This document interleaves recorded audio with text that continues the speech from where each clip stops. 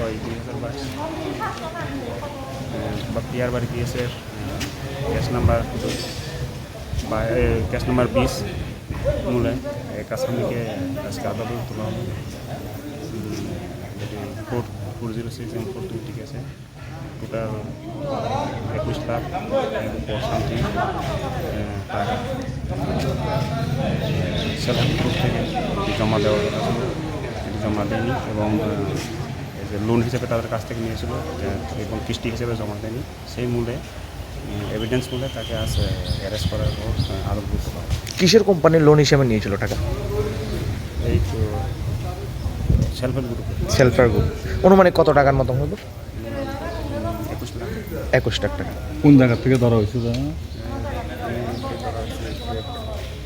আজকে ধরার পর তোলা হয়েছে। বাড়ি কোন জায়গা?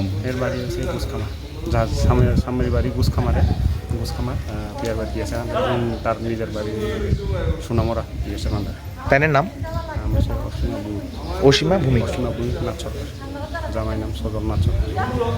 ইনভেস্টিগেশনে আমি এরপরে পার্টে ইনভেস্টিগেশন চলতেছে, কেসটি ইনভেস্টিগেশন আমি আছি এবং ইনভেস্টিগেশন যার যার নাম আসবো তাদেরকে আমি অ্যারেস্ট করবো।